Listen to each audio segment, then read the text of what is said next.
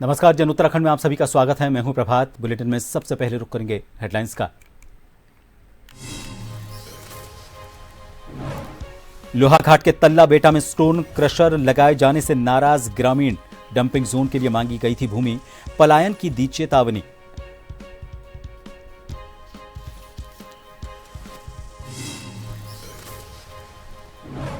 देहरादून में 31 मई को किया जाएगा रोजगार मेले का आयोजन। 38 कंपनियां योग्य पात्रों का करेंगी चयन, पंजीकरण कराना अनिवार्य।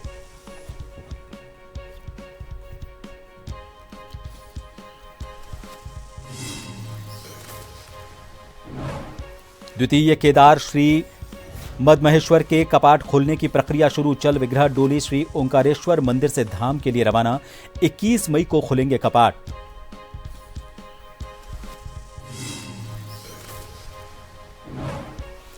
रुड़की में शुगर मिल नहीं कर रहा किसानों को गन्ने का भुगतान। 162 करोड़ रुपए हैं बकाया।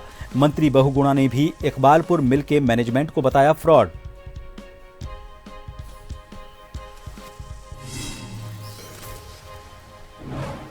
और उत्तराखंड में बिगड़ेगा मौसम। उत्तरकाशी, चमोली समेत 5 जिलों में बरसेंगे बादल। अगले 2 दिन के लिए अलर्ट।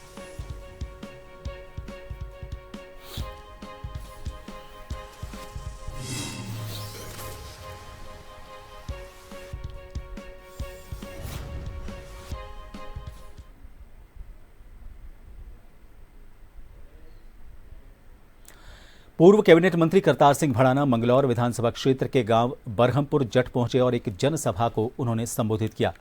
यहां पर उन्होंने कहा कि उपचुनाव के दौरान मंगलौर क्षेत्र की जनता का जो भरपूर प्यार उन्हें मिला है वो उसका एहसान कभी भी नहीं उतार सकते, और इसी के चलते वो चुनाव के बाद से मंगलौर विधानसभा क्षेत्र के हर गांव में जाकर लोगों का आभार जता रहे हैं। साथ ही उन्होंने 8 जून को मंगलौर में मुख्यमंत्री पुष्कर सिंह धामी की तिरंगा रैली को सफल बनाने का आह्वान भी किया।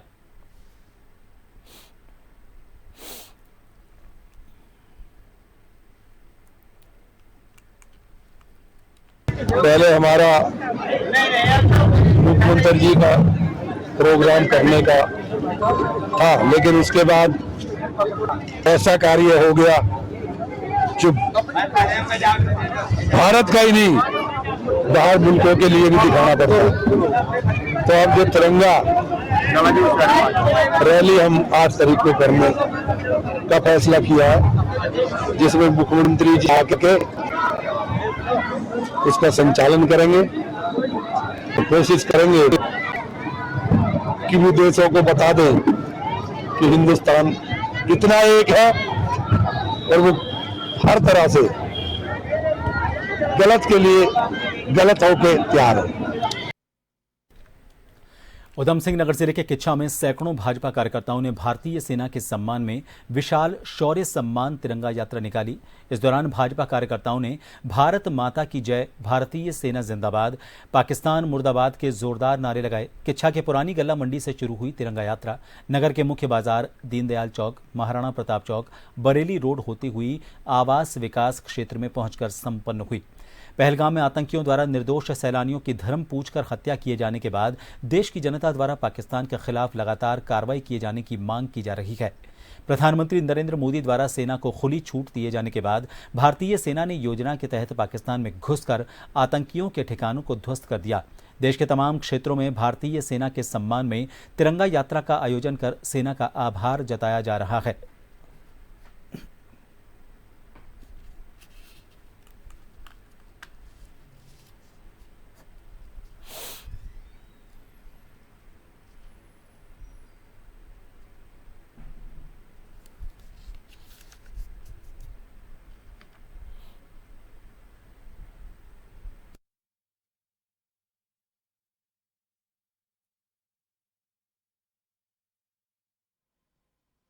कि कुछ समय पूर्व पहलगांव में हमारी बहन बेटियों के साथ जो उनके सिंदूर की मांग को उजाड़ा गया धर्म पूछ कर, उसमें हमारे देश के लोगों में बड़ा आक्रोश था, बड़ा गुस्सा था।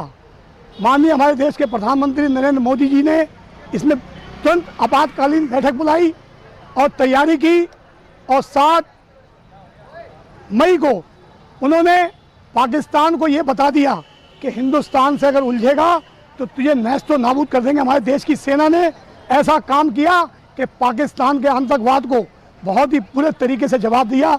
तो इसी कार्यक्रम में हमारे देश के जो वीर सैनिक हैं उनका सम्मान हौसला बढ़ाने के लिए उनके एक शौर्य यात्रा हमारे किच्छा पुरानी गल्ला मंडी से निकाली गई और वो यात्रा पूरे मेन बाजार से होते हुए दीनदयाल चौक से होते हुए आवास घास में घूमते हुए आवास घास के लास्ट छोर पर उसका समापन हो गया। जो हमारे पहलगाम में जो हमारे नागरिकों को जाति धर्म पूछ के मारा गया, उसके लिए जो हमारा सिंदूर ऑपरेशन है, हमारे देश के सैनिकों ने पाकिस्तान में घुसकर पाकिस्तान को धूल चटाई है। इसके लिए हम अपने सैनिकों को बहुत बहुत बधाई देना चाहते हैं और एक बहुत गर्व महसूस करते हैं हमारी भारतीय सेना पर। और साथ में मोदी जी ने जो सेना को खुली छूट दे रखी है उसके लिए मोदी जी का बहुत बहुत धन्यवाद।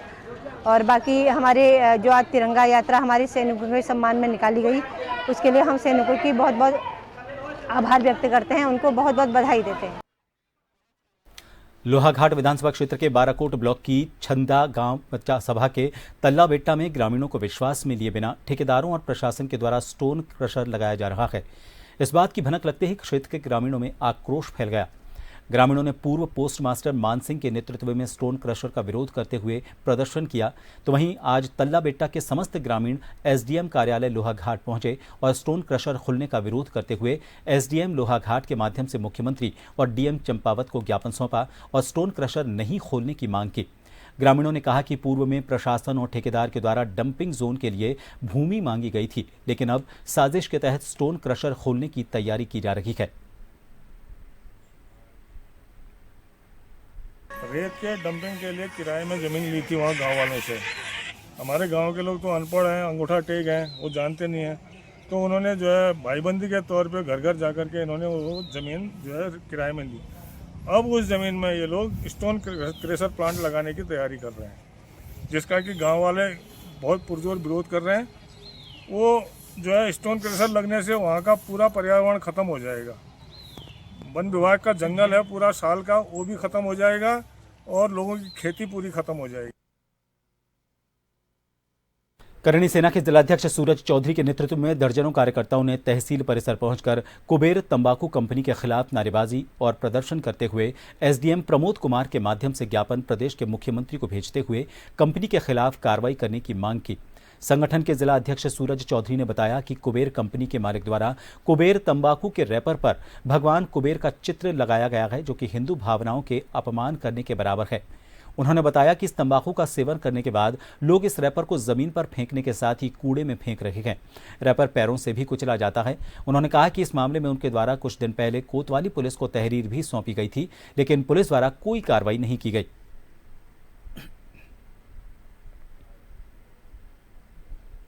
दरअसल पिछले कई वर्षों से लगातार कुबेर बिक रहा है और कुबेर नशीला पदार्थ है, उस पर भगवान कुबेर का चित्र लगा है।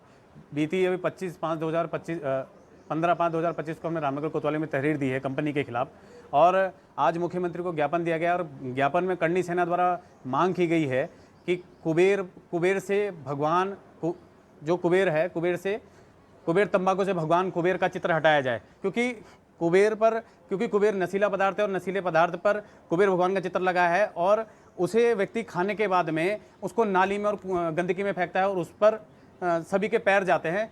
ये संपूर्ण विषय आज मुख्यमंत्री साहब को भेजा और तहरीर भी दे दी है और सरकार से निवेदन है कि जल्द से जल्द इससे संज्ञान में लेकर इस पर कार्रवाई करिए।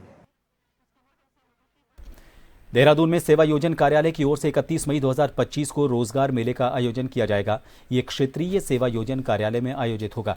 इस वृहद रोजगार मेले में 38 कंपनियां आएंगी, जो लगभग 1000 वैकेंसी के लिए योग्य पात्रों का चयन करेंगी। क्षेत्रीय सेवा योजन अधिकारी देहरादून मुकेश प्रसाद ने बताया कि जो भी रोजगार मेले में भाग लेना चाहते हैं वो अभ्यर्थी क्षेत्रीय सेवा योजन कार्यालय देहरादून में आकर पंजीकरण करवा सकते हैं। साथ ही दूर दराज से आने वाले अभ्यर्थी रोजगार मेले के दिन भी पंजीकरण कर सकते हैं। क्षेत्रीय सेवा योजन कार्यालय की ओर से दिनांक 31 मई 2025 को एक बृहद रोजगार मेले का आयोजन किया जा रहा है, जिसमें अभी तक 38 कंपनियों के द्वारा लगभग 1000 पदों के लिए विभिन्न सेक्टर के जो कंपनियां हैं उनके लिए नियुक्ति दी जाएंगी। इस रोजगार मेले में कक्षा 8 से लेकर के और स्नातकोत्तर तक के सभी शैक्षिक योग्यता और प्रशिक्षण योग्यता रखने वाले जो कैंडिडेट हैं उनके लिए अवसर उपलब्ध रहेंगे। पंच केदारों में प्रतिष्ठित द्वितीय केदार श्री मद्महेश्वर के कपाट 21 मई को खुलेंगे। कपाट खोलने की तैयारी शुरू हो गई है। आज सुबह श्री मद्महेश्वर जल विग्रह डोली श्री ओंकारेश्वर मंदिर उखी मठ से श्री मद्महेश्वर धाम के लिए रवाना हुई। पूजा अर्चना विधि विधान से केदारनाथ रावल भीमाशंकर लिंग ने चल विग्रह डोली को श्री मद्महेश्वर के लिए प्रस्थान करवाया। इस अवसर पर मंदिर को फूलों से सजाया गया। इस शुभ अवसर पर बड़ी संख्या में श्रद्धालु, हकूकधारी और तीर्थ पुरोहित मौजूद रहे।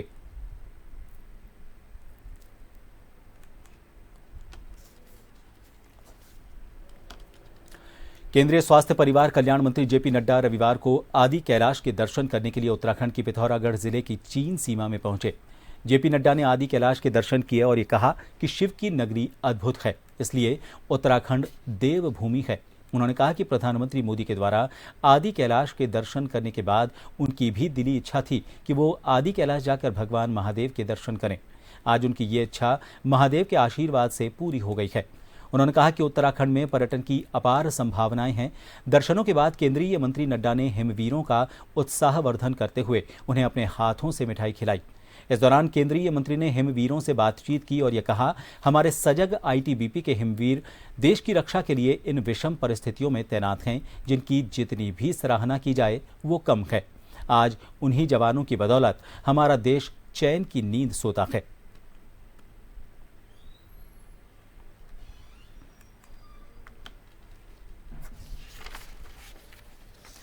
रुड़की इलाके के सबसे चर्चित इकबालपुर शुगर मिल पर किसानों का 162 करोड़ रुपए बकाया है और इसको लेकर सरकार से लेकर मिल मैनेजमेंट तक भुगतान दिलाने को कोई भी गंभीर नहीं है। किसानों का यह आरोप है कि इकबालपुर शुगर मिल प्रबंधन को सरकार की शह मिली हुई है और इसी के चलते चीनी मिल अपनी मनमानी कर रहा है। उन्होंने चेतावनी दी कि अगर जल्द बकाया गन्ना भुगतान नहीं हुआ तो आंदोलन करने को मजबूर होंगे। वहीं मामले में गन्ना मंत्री सौरभ बहुगुणा ने कहा है कि पिछले 3 साल से बकाया गन्ना भुगतान दिलाने की कोशिश जारी है। उन्होंने कहा कि इकबालपुर शुगर मिल का मैनेजमेंट किसानों के हित में काम करना नहीं चाह रहा है।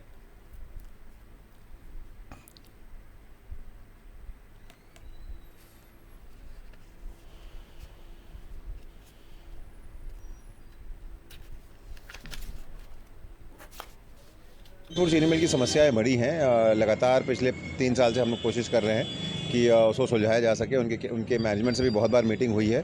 मुझे कहीं ना कहीं एक ऐसी भी फीलिंग है कि इकबालपुर चीनी मिल का जो मैनेजमेंट है वो किसानों को हित में काम नहीं करना चाह रहा है।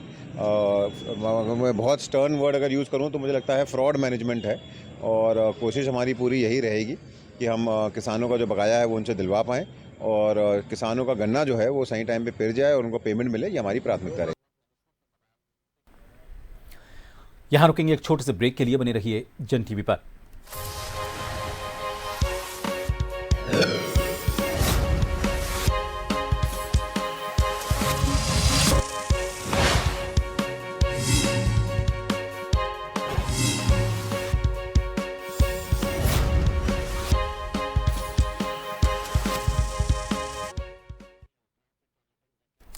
ब्रेक के बाद एक बार फिर आप सभी का स्वागत है। मंगलौर कोतवाली क्षेत्र स्थित एक प्लाईवुड फैक्ट्री में काम कर रहे कर्मचारी की मौत हो गई। परिजन ने कंपनी पर लापरवाही का आरोप लगाते हुए हंगामा किया। मौके पर पहुंची पुलिस ने परिजन को समझाकर शव को पोस्टमार्टम के लिए भिजवाया। आपको बता दें, काम करने के दौरान एक प्लाई का टुकड़ा जनक के चेहरे पर लगा, जिससे वो बेसुध हो गया। मौके पर पहुंचे परिजन ने अस्पताल में जमकर हंगामा किया।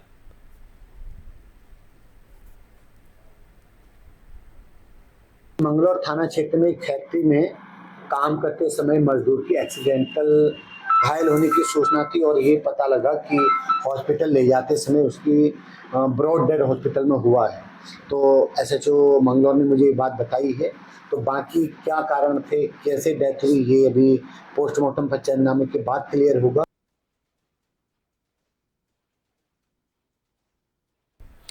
उत्तराखंड में भीमताल में मौजूद बटरफ्लाई म्यूजियम, यहाँ रंग बिरंगी तितलियों की कई प्रजातियां पाई जाती हैं और देश विदेश से सैलानी बटरफ्लाई म्यूजियम को देखने के लिए आते हैं। उत्तराखंड में भीमताल की खूबसूरत वादियों में मौजूद ये बटरफ्लाई म्यूजियम है। यहाँ रंग बिरंगी तितलियों की कई प्रजातियां पाई जाती हैं। बटरफ्लाई रिसर्च सेंटर को 1886 में भारत के बटरफ्लाई मैन के रूप में प्रसिद्ध फ्रेडरिक स्मेटसेक सीनियर ने बनाया था। इसका विस्तार उनके बेटे पीटर स्मेटसेक ने किया। रिसर्च सेंटर में करीब 4000 तितलियां और कीट पतंग को रखा गया है। इनमें कुछ तितलियां ऐसी भी हैं जो अब विलुप्त हो चुकी हैं। पिताजी ने इसको 1940 के दशक में तितली का संग्रह शुरू किया, जो कि 2000 के आसपास मैंने बटरफ्लाई रिसर्च सेंटर उसको बना लिया, क्योंकि इस पर रिसर्च हो रहा था तितलियों पर। और इसका मकसद ये है कि भारतीय तितलियों, पतंगों का, बाकी कीटों की जानकारी बढ़ाना। पीटर बताते हैं कि तितलियां न सिर्फ देखने में सुंदर लगती हैं, बल्कि ये इकोसिस्टम को बनाए रखने में भी अहम भूमिका निभाती हैं। टोटल भारत में हमने 2015 में 1318 तितली आंके थे कैटलॉग में। ये बहुत बड़ी मात्रा में पौधों का सेल्यूलोज को जानवरों के प्रोटीन में बदलते हैं, उसमें बहुत मेहनत लगता है। तो ये इनका मेन काम है, कहे तो योगदान। और बाकी जो है पॉलिनेशन वगैरह का काम करते हैं। उत्तराखंड में हर साल देश विदेश से लाखों सैलानी घूमने जाते हैं। अगर आप भी घूमने के शौकीन हैं तो बटरफ्लाई म्यूजियम देखने जरूर जाएं। ये रिसर्च सेंटर हूबहू औपनिवेशिक शैली के बंगले की तरह है, जो गुजरे वक्त की याद दिलाता है। देवदार और बांज के जंगलों से घिरे इस बंगले के चारों ओर वन्यजीव आसानी से घूमते मिल जाएंगे।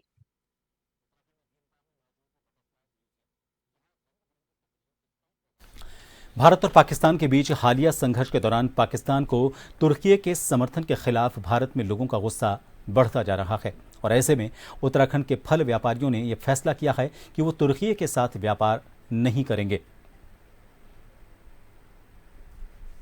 भारत और पाकिस्तान के बीच हालिया संघर्ष के दौरान पाकिस्तान को तुर्की के समर्थन के खिलाफ भारत में लोगों का गुस्सा बढ़ता जा रहा है। उत्तराखंड की राजधानी देहरादून में व्यापारियों ने तुर्की के सेबों का बहिष्कार करना शुरू कर दिया है। तुर्की भारत का नियमित सेब निर्यातक है, लेकिन मौजूदा हालात को देखते हुए भारतीय व्यापारियों ने कारोबार बंद कर दिया है। इसकी वजह से तुर्की को व्यापार में बाधाओं का सामना करना पड़ रहा है। अभी नहीं आ रहा, अभी तो बंद हो रखा है तुर्की का सेवा। पहले ज्यादा बहुत आता था, बदल रहता था। तो इसकी पहले डिमांड होती थी? हाँ, डिमांड तो होती थी, बट अभी नहीं आ रहा, पीछे से ही बंद हो गया आना। अच्छा, तो इस तरह से विरोध हो रहा है, तुर्की का बहिष्कार हो, क्या कारण यही है? कारण यही है और सही अच्छा कारण है कि विरोध ही होना चाहिए। ऐसे जब जो टर्की ने पाकिस्तान का साथ दिया, इसी वजह से उसका बहिष्कार हो रहा है और अच्छी बात है, बहिष्कार करना अच्छी बात है। देहरादून के फल व्यापारी और कोल्ड स्टोरेज ऑपरेटर्स बहिष्कार का समर्थन कर रहे हैं। उन्होंने तुर्की के सेब स्टोर करने और उन्हें बेचने से इनकार कर दिया है। खुदरा विक्रेता और थोक व्यापारी अब पाकिस्तान का समर्थन करने वाले देशों से आयात करने के बजाय भारत में उगाए गए सेब को ज्यादा अहमियत दे रहे हैं। इसका सीधा असर सप्लाई चेन पर पड़ता दिखाई दे रहा है। डिमांड ठीक है, इंडिया में ठीक मार्केट है, टर्की के एप्पल की इंडिया में ठीक मार्केट है। तो सर अब क्या हो गया है कि आप बता रहे हो कि मार्केट ठीक है, अब उसको रिप्लेस कौन से कर सकते हैं? क्योंकि आप रिप्लेस अभी कश्मीर है, सीए स्टोर, और हिमाचल भी है, उत्तराखंड का लोकल भी है। ऐसा कुछ नहीं है, मतलब हो जाएगा। थोड़ा सा इम्पोर्टेड ही है, थोड़ा क्वालिटी इशू आ जाएगा, लेकिन फिर भी पुरताई हो जाएगी। तुर्की से सेबों का निर्यात बंद होने से व्यापारी दूसरे विकल्प तलाश रहे हैं। उन्हें अब दक्षिण अफ्रीका, न्यूजीलैंड, हिमाचल प्रदेश, उत्तराखंड और कश्मीर से आपूर्ति की उम्मीद है। मेजरली काम तो हम इंडिया का ही करते हैं। हिमाचल का सेब हो गया, कश्मीर का सेब हो गया, और आजकल वैसे आम वगैरह पे चल रहा है। आम, आड़ू, पीच वगैरह सब उत्तराखंड का ही सामान है ये। तो आपके बीच टर्की का कोई सेब आता है? नहीं, इम्पोर्ट स्टोर है मेरे पास, तो मेरे पास इम्पोर्टेड सामान बहुत आता है। तो लेकिन हमने 3-4 दिन पहले ही सबको बोल दिया कि टर्की के सामान हम लोग रखेंगे नहीं, स्टोर में भी रखेंगे हम सामान। तो अब यहाँ पे देखिए, आप गाड़ी खड़ी हुई है, यहाँ पे टर्की के सामान हम चेक करके भेज रहे हैं। टर्की सामान है तो हम उसको अंदर नहीं रख रहे हैं यहाँ पे, बिल्कुल भी नहीं। सिर्फ कैलिफोर्निया का, साउथ अफ्रीका का सामान आ रहा है, इम्पोर्टेड सामान, वही रख रहे हैं हम स्टोर में। इंडिया में बहुत सेब है, न्यूजीलैंड से सेब आ रहा है, और अपना साउथ अफ्रीका से आ रहा है गाला। बहुत सेब है, सेब की कमी नहीं है। तुर्की से कोई अगर सेब नहीं आया तो इंडिया में कोई फर्क नहीं पड़ता। इंडिया में अपने पास ही बहुत प्रोडक्शन है। आपको क्या लगता है कि जो कश्मीर के सेब है, हिमाचल सेब है, ये भी काफी हद तक इसकी भरपाई? ये बहुत ज़्यादा सेब है, ये भी तो बाहर जा रहा है, दुबई जा रहा है इंडिया का सेब, बांग्लादेश जा रहा है, हर जगह जा रहा है सेब। अब आप कोई आगे प्लान है कि टर्की का सेब मंगाने का? नहीं, हम तो अपने देश के साथ है जी, देश पहले है, सर्वोपरि देश। पाकिस्तान को तुर्की से मिले समर्थन के बाद पूरे देश में वहां के सामान और पर्यटन के बहिष्कार की अपील की जा रही है। फलों के व्यापारियों के अलावा संगमरमर और आभूषण उद्योग से जुड़े व्यापारियों ने भी तुर्की से मंगाए गए उत्पादों को नहीं बेचने का फैसला किया है। यहां तक कि ईज माई ट्रिप और इक्सिगो जैसे ऑनलाइन ट्रैवल प्लेटफॉर्म ने भी देश के लोगों को तुर्की की यात्रा न करने की सलाह दी है।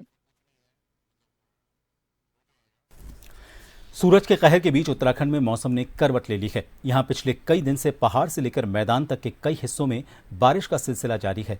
आज भी उत्तरकाशी और चमोली के साथ ही 5 जिलों में गरज और चमक के साथ बारिश होने की संभावना जताई गई थी। मौसम विभाग ने आज आंधी बारिश का ऑरेंज अलर्ट जारी किया। दरअसल पहाड़ से लेकर मैदान तक गर्मी से लोग बेहाल थे, लेकिन अब एक राहत मिलने की उम्मीद नजर आ रही है। 18 मई को 5 पहाड़ी जिलों में बारिश हुई, जिससे मैदानी शहरों में भी लोगों को तपती गर्मी से थोड़ी राहत मिली। आज उत्तरकाशी, रुद्रप्रयाग, चमोली, बागेश्वर और पिथौरागढ़ में कहीं कहीं बहुत हल्की से हल्की बारिश हो सकती है। अन्य जिलों में मौसम शुष्क रहने वाला है।